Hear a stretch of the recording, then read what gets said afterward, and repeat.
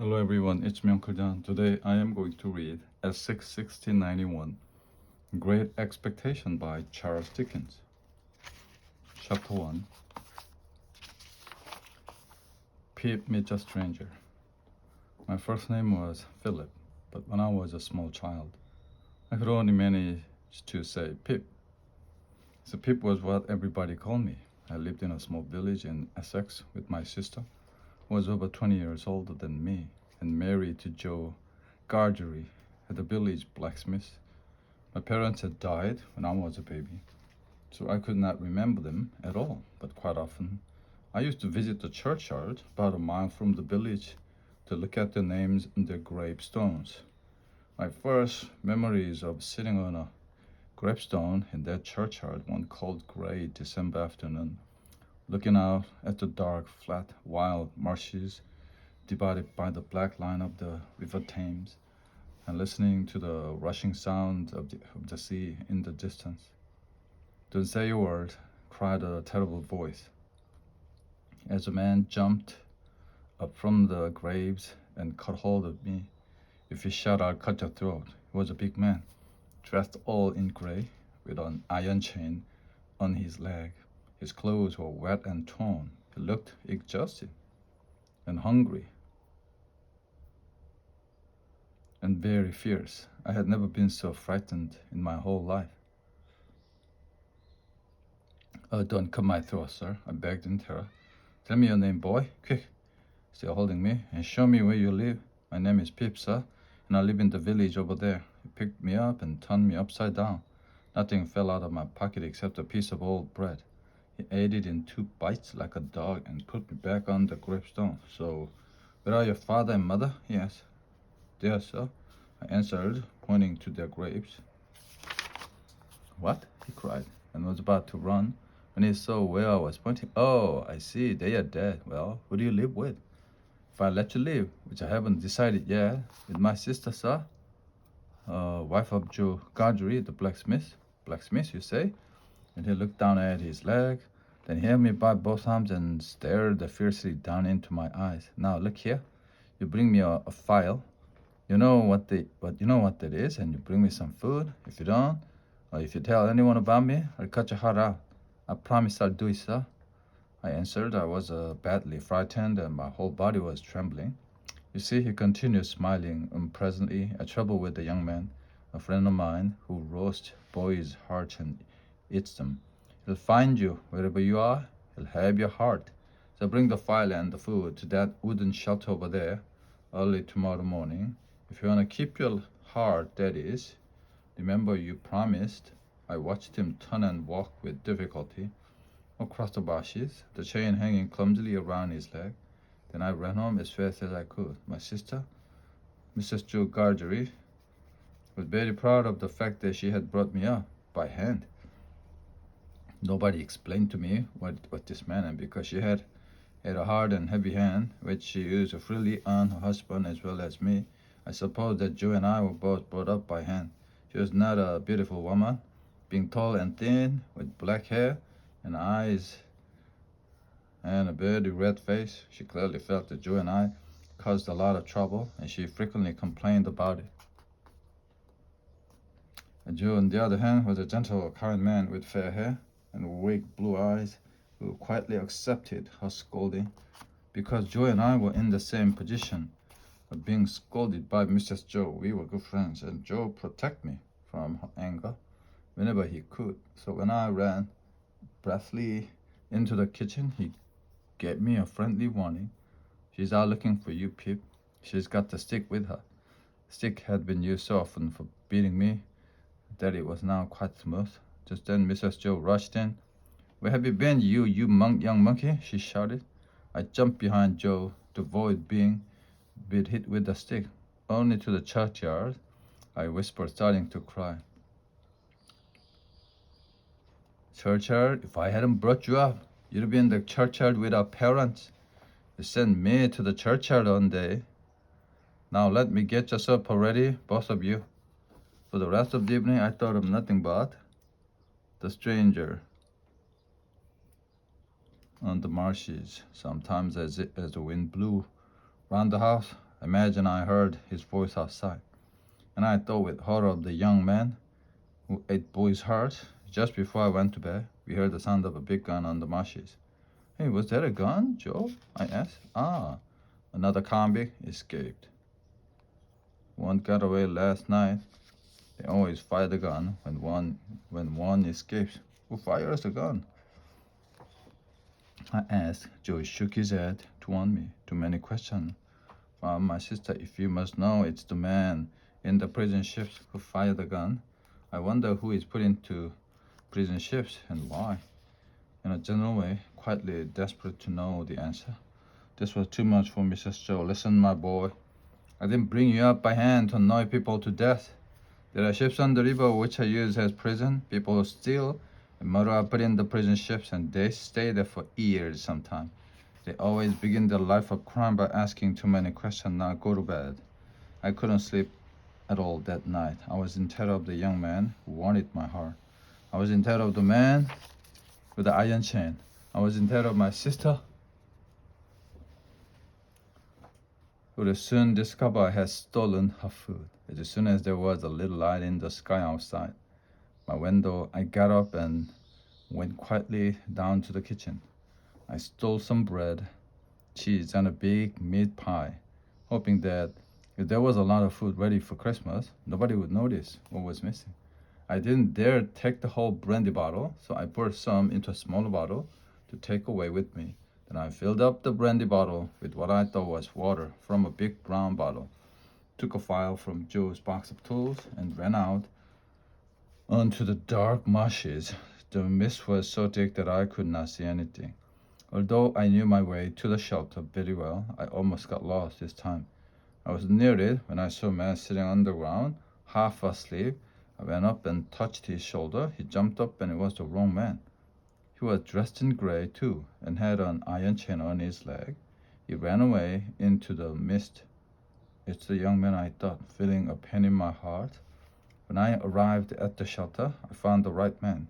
He looked so cold and hungry that I felt sorry for him, trembling violently as he swallowed the brandy and ate the food like a hunted animal, looking around him all the time for danger.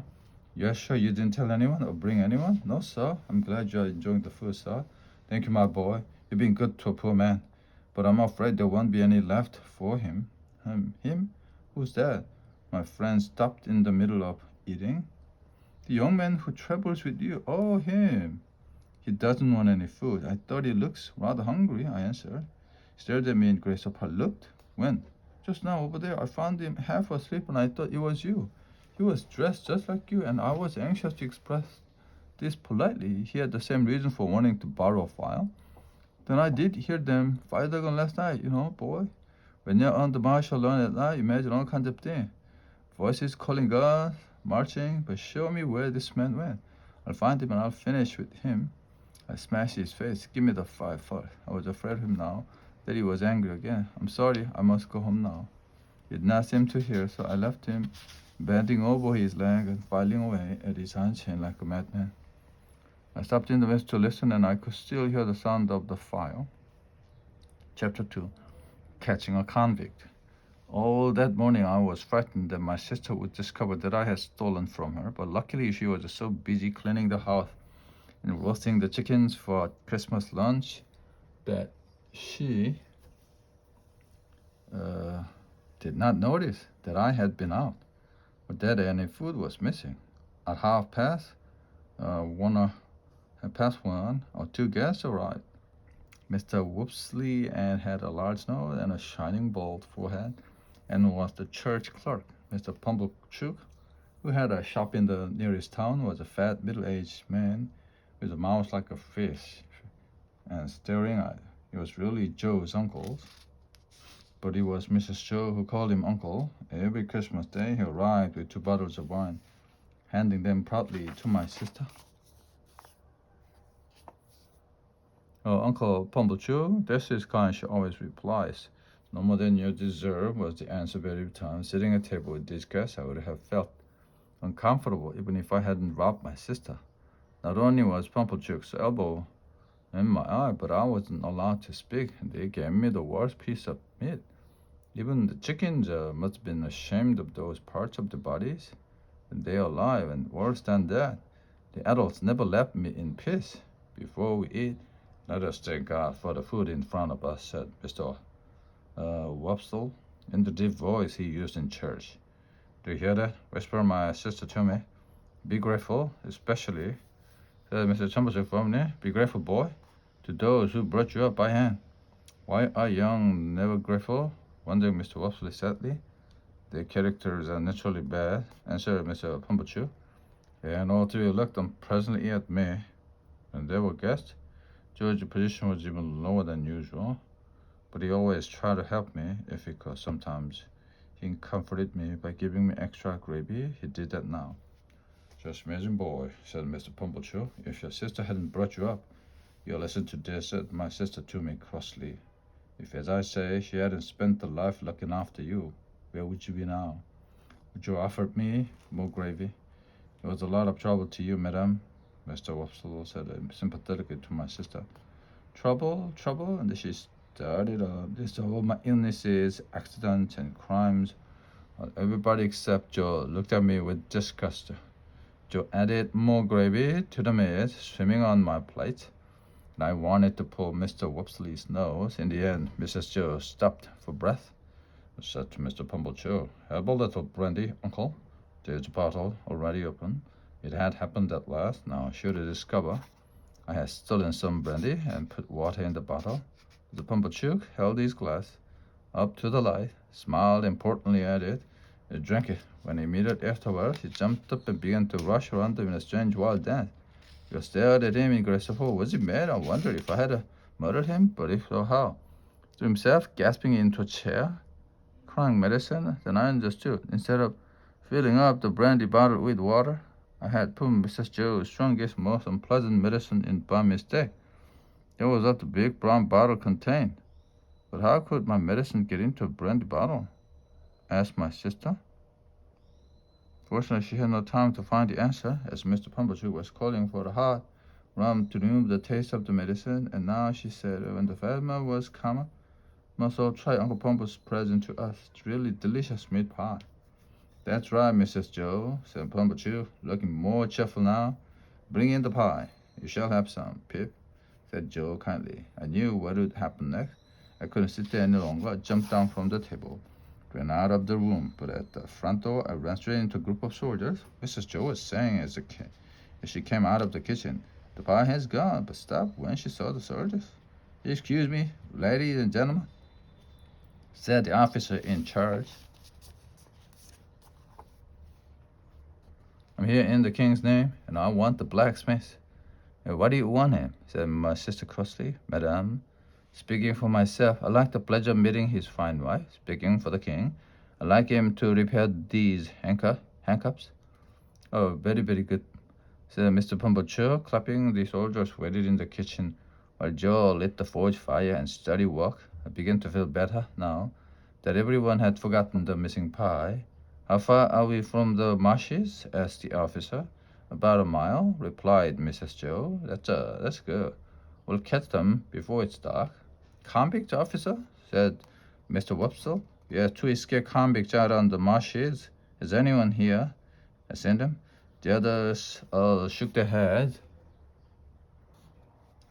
"Nobody asked me."